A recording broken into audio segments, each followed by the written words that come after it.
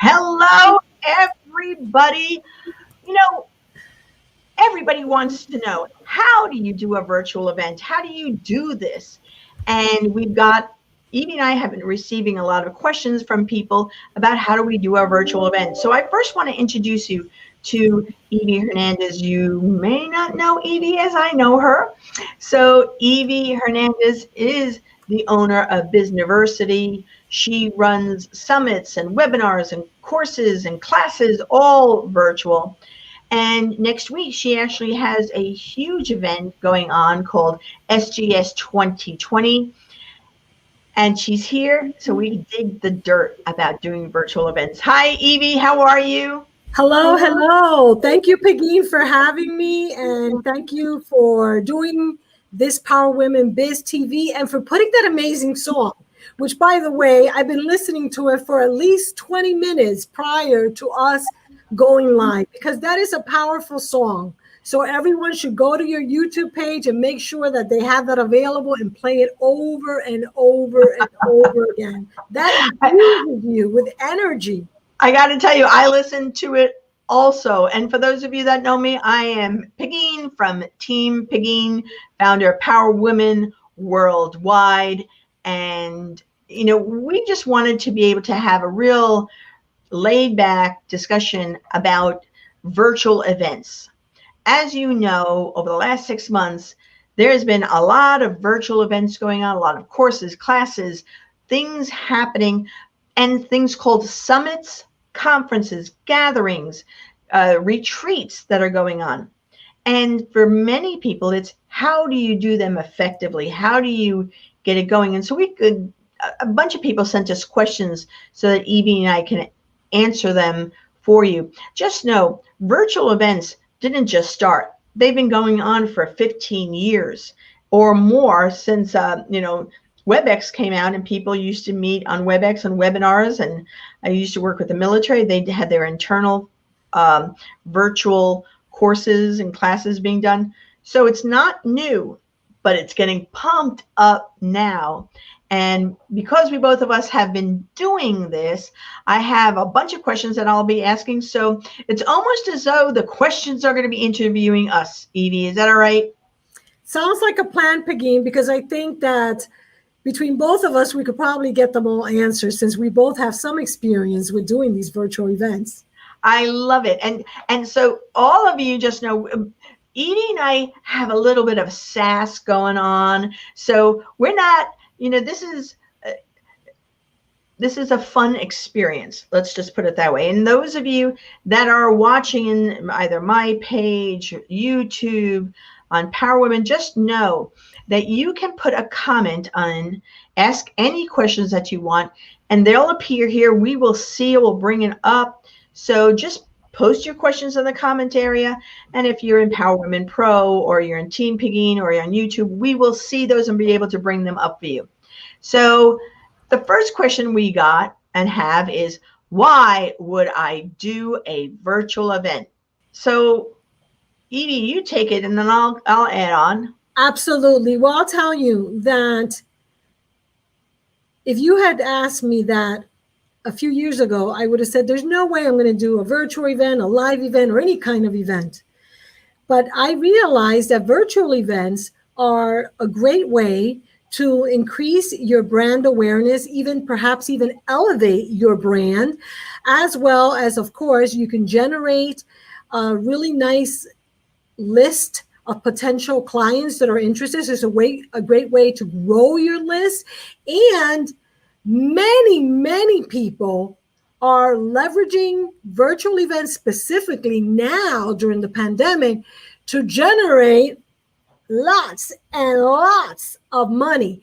And, we see some of the top marketing experts online. Like just this week, Brandon Burchard is having a summit with a whole bunch of influencers. He's got 37,000 people that signed up, by the way, 37,000. And he's doing it on Facebook, and he's getting about 5,000 people that are joining. So his list just grew. He says he's not selling anything, but I've also heard that many other speakers like you, international, national, well-known speakers like you, are leveraging these events and making thousands upon thousands of dollars. So I think there's plenty of reasons for all of us to really start thinking about how we can leverage these virtual events. And the other part that I, at least for myself, I produced live events, and back in March, we converted our annual event into a virtual event. And I will tell you, here's a couple of things that I found out and why I think that people should be doing virtual events. First, it's a really great way to gather the people, your fans, people who want to be around you, want to hear more content with you, want to spend more time with you, in-depth time with you. It's a much easier vehicle to be able to have that kind of experience with your fans and those that are interested in working with you. The second thing is from a cost saving. So you talk about income producing in terms of cost saving. I don't have to pay for food and beverage. I don't have to book hotel rooms and confirm them. I don't have to, honestly, I don't even have to have swag or any of that to do the event. I have to produce a great event. I have to have a great workbook or whatever you're handing out, materials. But from a business perspective, it's a low cost, high value item, except if you're going to spend a lot of time on doing Facebook ads. So that promotional piece is a cost that you have to consider. But you actually can do your event in a way that's just so engaging. It's also a way for you to test your market, see whether or not there's a market for what you have. So I did another event earlier this year, and I was in a partnership with somebody, and we really, we were psyched. We thought we had it going on. We were sending things out to her list, sending things out to mine. We were promoting. Hustle, get it going on. This is exactly what people want. They are so excited. We were pumped. Ask me how many people we got. How many people? 4. Okay. So that was, and we had extensive lists.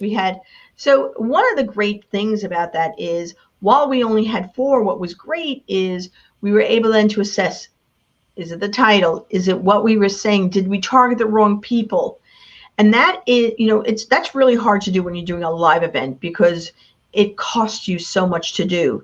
It'd be terrible if we had done the same thing and invested all the money and only 4 people showed up.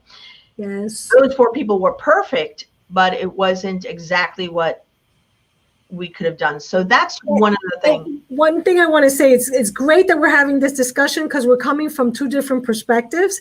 And, I'm a marketer, so I'm thinking like a marketer always. And I love what you said about community, because it is true. I haven't done those type of events that you do, for example, and that I know other well-known speakers like you do, where they do retreats, which is a great way to really nurture your loyal clients in that nurturing environment, which you can always do an upsell.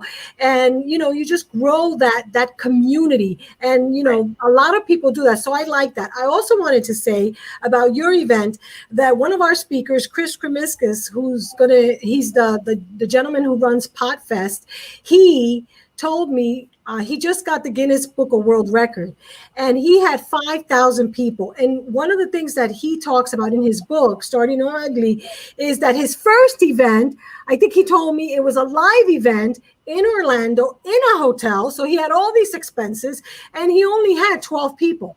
Yeah. So he named his book, and I haven't read it, but he was telling me about it, Starting Ugly, because he told me the same thing. He's like, you have to start somewhere and you learn as you go.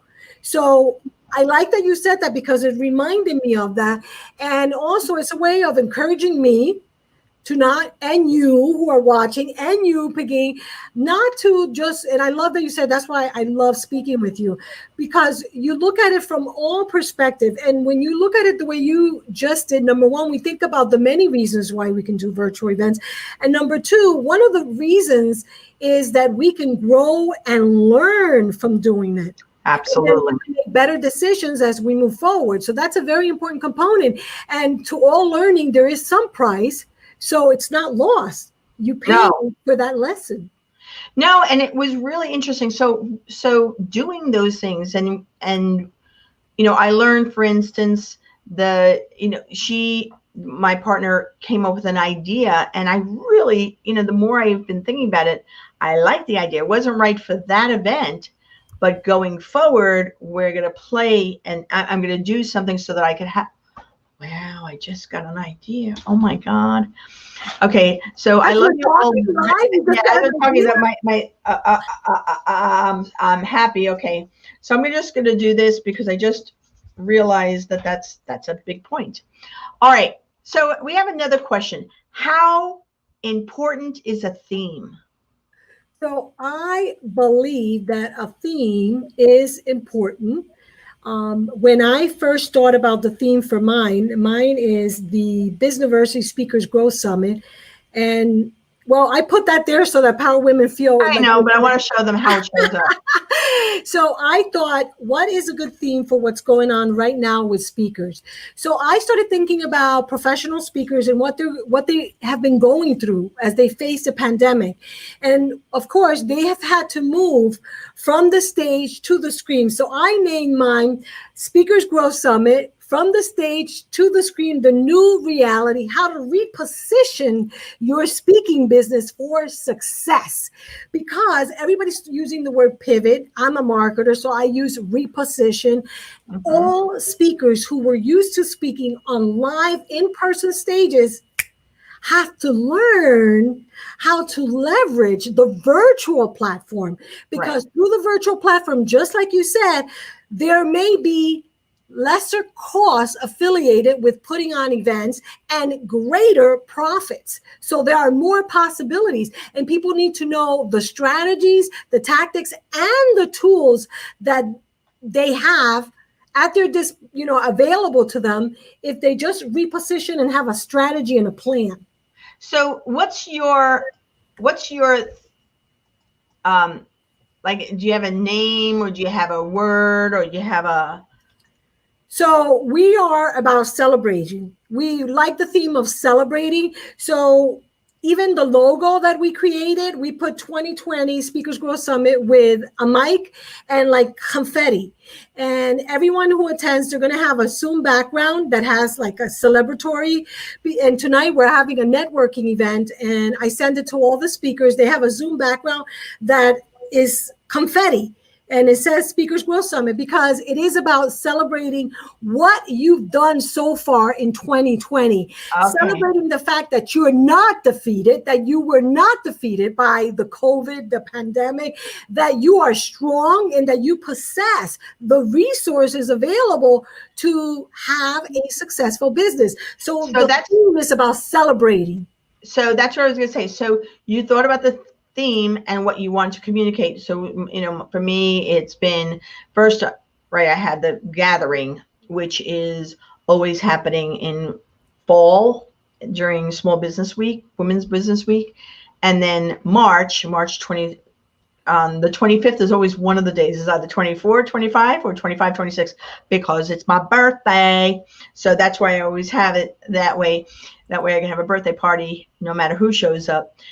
And so this one was about confidence karma. And that's based on my new song. That's based on what I know is true about for you to be successful, you have confidence. And if you're exuding confidence, things are going to come back to you. Because it's my. I think that one of the biggest things is your theme is how you wrap. What you wrap around you, kind of like the gift wrap around your conference or your virtual event. And so having something that you could wrap around so that your graphics, your packaging, your logos, all of that fills the, it can wrap that package in a beautiful way that people know. So they're going to see your information going out. They're going to be talking about it. You really want it to be in such a way that people are resonating with that. So I'm going to ask you, here's another question that we have is, so what if I don't have a list or a pipeline?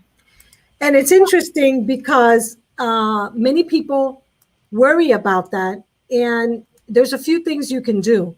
Number one, I'm going to give you two specific things that I did. At the very beginning, I was giving away free tickets, and I had a pop up on my website that people can register. That allowed me to have some, because this is a new type of niche for me, because I've been doing marketing for traditional business owners like brick and mortar. So speakers, coaches, consultants, course creator is a 2-year niche for me. So I'm always wanting to grow the list. So I tell you this to give you hope that you don't have to have a huge list. I don't have a huge list. So what I did is I did a pop-up on my website that people can sign up. I also was a guest speaker at other people's events where I leverage gaming or gamification, as they call it, and I gave away tickets during those events. And I also use an app, which we're actually using tonight, even for the people who sign up for our networking tonight. I asked everybody, make sure that you sign up with this app, because you are going to get a chance to win prizes. And one of the prizes is going to be an admission ticket. And guess what's happening is I'm doing that. I'm growing the list. So even if people don't win, I still have a list of prospects. Even if people don't show up this year, I still have a list of prospects for next year and the next one. So there's a lot of things that you can do. The other thing you can do, which is a way of marketing, is to have an affiliate program. So my affiliate program, what I did is I put all the assets. I did this last year and this year again. All the assets are on the affiliate page. So all people have to do is, number one, to become an affiliate. I pay 50%, by the way, which is higher than most. And I give all the assets. So whether you want to post in Facebook, YouTube, Instagram, LinkedIn, I give you everything that I'm using to promote it. It's all downloadable in my affiliate page. So if you don't have a budget or money for Facebook ads, like you were mentioning, ask people who would like to attend, which, by the way, one of the things I did is anyone that became an affiliate also got a general admission ticket. So already they're getting a bonus. And I'm also doing email marketing to them so they remember, because of course you have to be persistent and you have to tell people. So in other words, you can grow your list by doing a virtual event, which I'm sure, like I mentioned a few minutes ago, the person who's doing it this week, who is doing it for free, they probably increased their list by like 5,000 people. Because even though they're doing it as a Facebook live event, in order for you to get inside that free Facebook group, guess what you have to do? You have to share your email. So they probably got at least 5,000 emails by doing a virtual event. And this is the same thing with webinars. So here's the other thing is that, if you don't have an list, so Evie is a list personality. That's what she is. I am not a list personality. And Evie and I constantly have these kind of things because I don't like receiving emails, so I don't even see the emails, and I just seriously, I get that. That's how I feel. So my market is people like me. They're less likely to want that. So I do use Facebook groups. I do use promotional pieces. I do use some writing. I do use my personality. I use a lot of video. I find that video has definitely driven people to the page to register and sign up. So, my perspective is this is one of my strengths, to be on camera, to be seen. I love it. And so I use that to get people in. And to build your community. Now, I will say that if you're depending on what your niche is, depending on what your topic is, some topics just drive people like they just love it. And so if you're in a niche, if you are a guitar picker and you're teaching a technique of guitar picking at this summit, guitar picker people will want to go with that because they'll be attracted. I won't be attracted to it, but when you start putting in, if you have a really good niche, people who are in that niche will want to go with you. So Laura Timbrook asked something. With so many virtual events, how do you stand out in the crowd?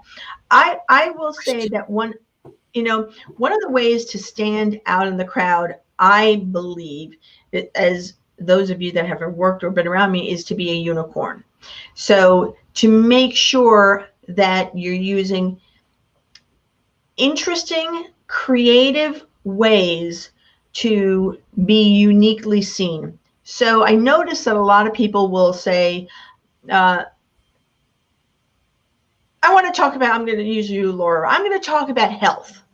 Well, health is so broad that it is hard to stand out.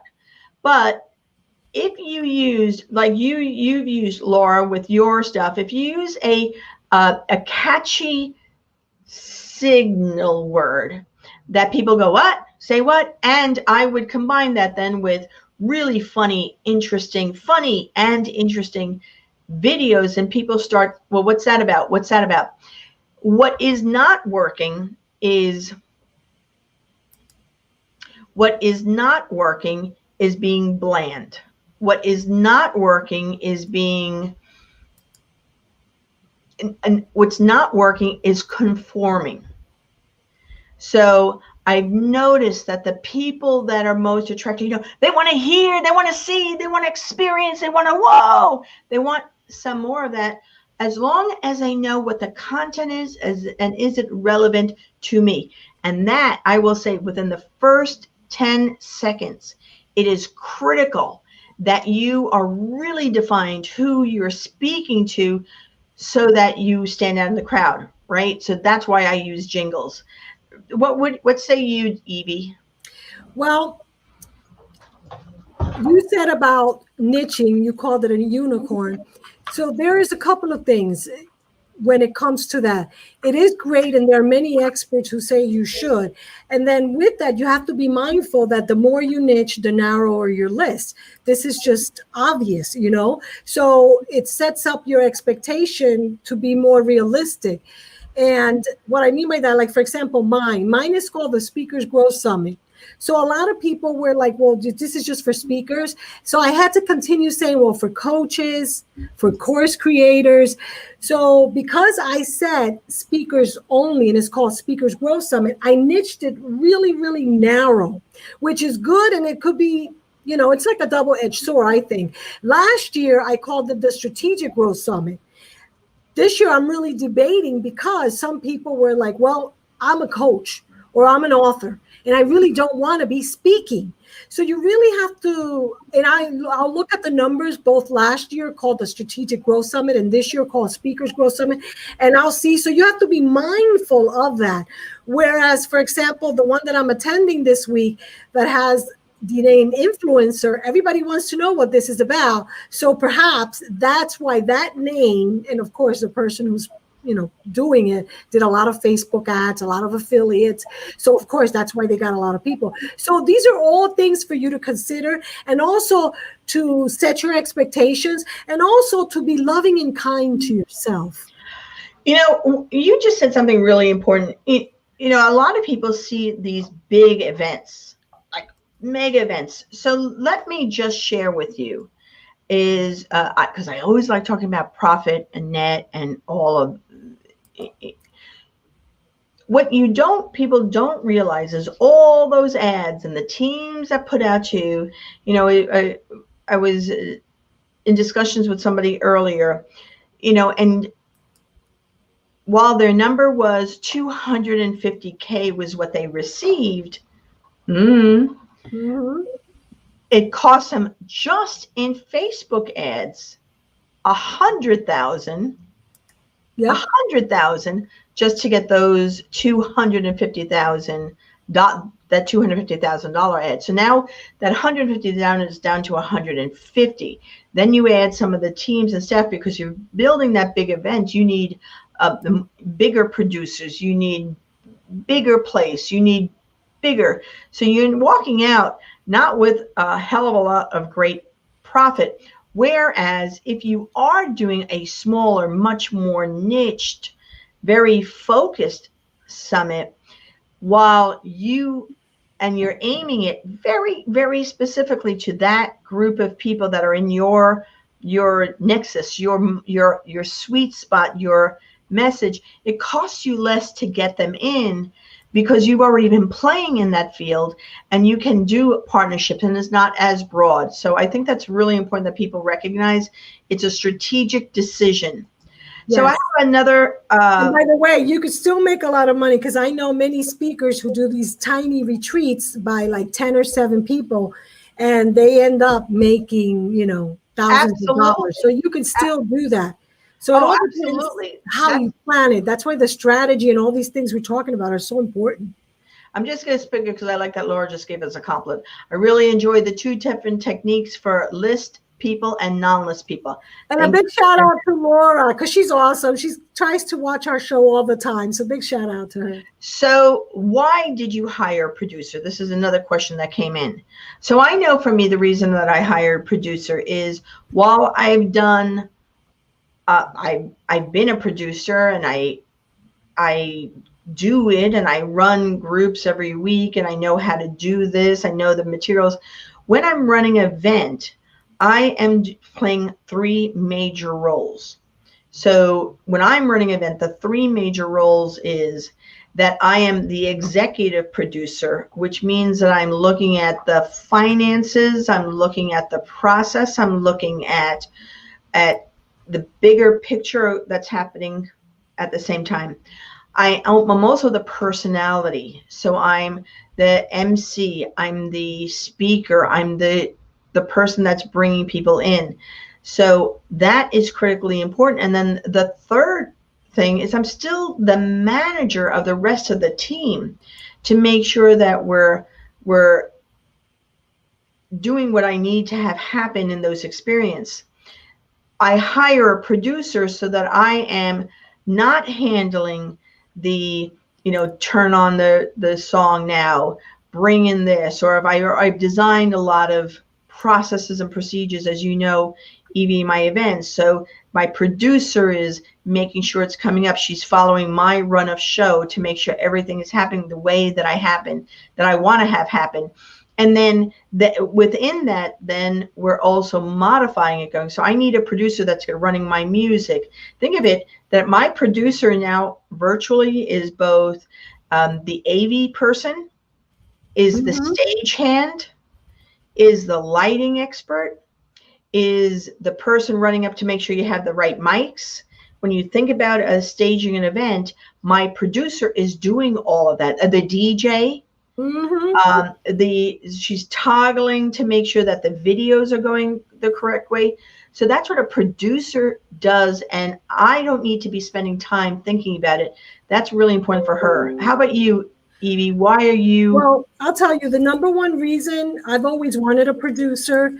And for me, the number one reason that I needed to really get someone to help me was because I am not familiar with Zoom. That is not my forte.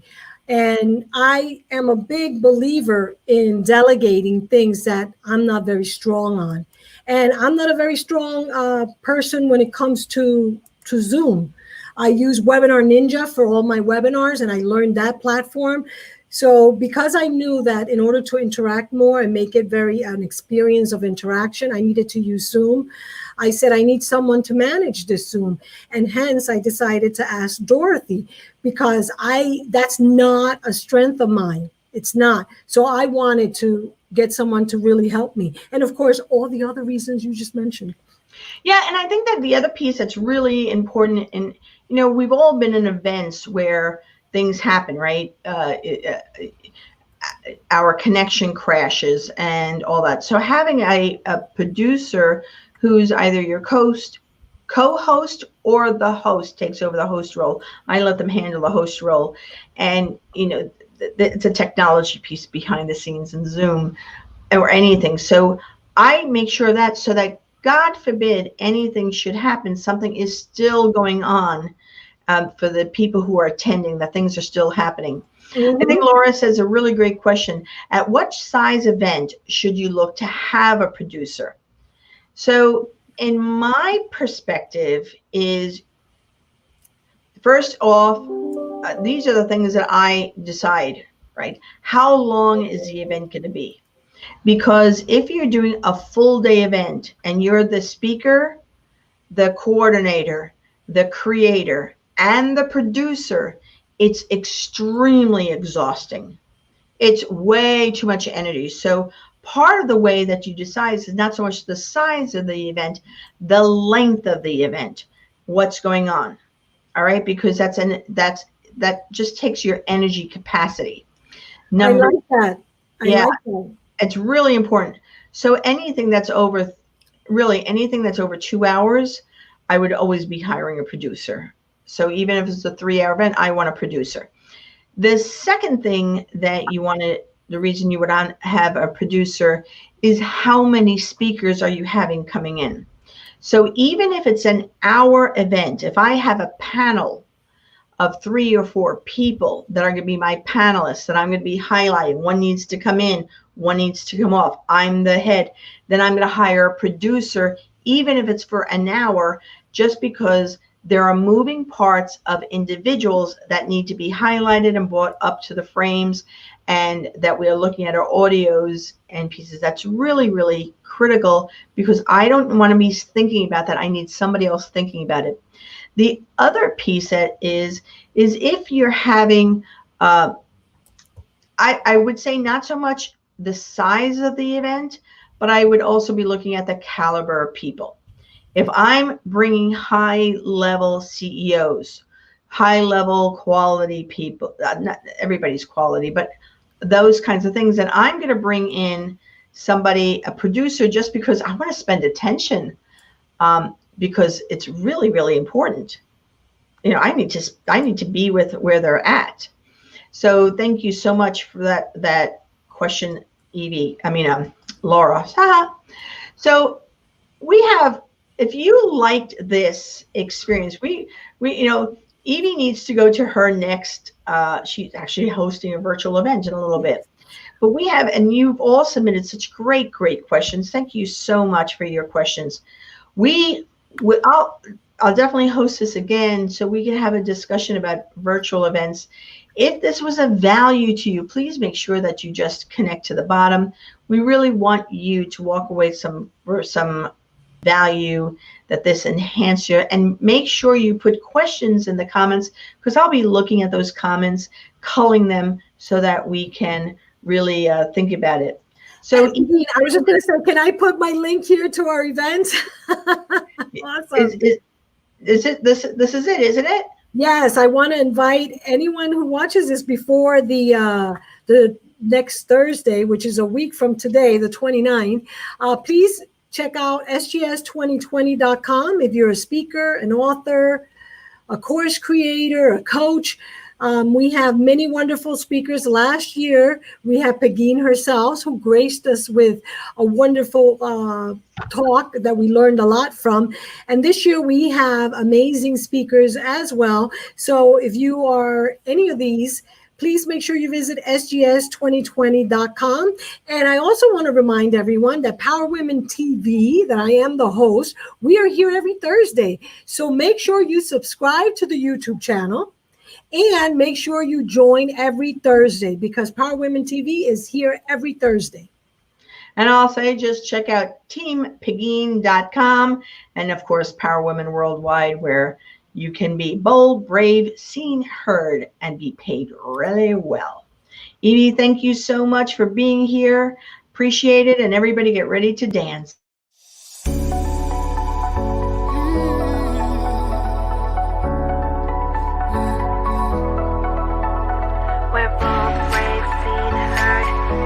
We're paid well, bold, brave, seen, heard.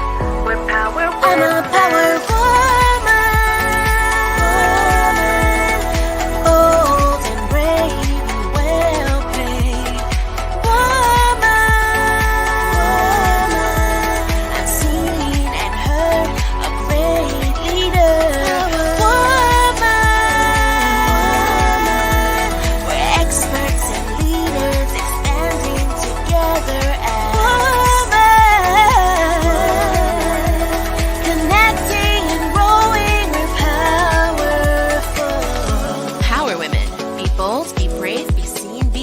and be paid well.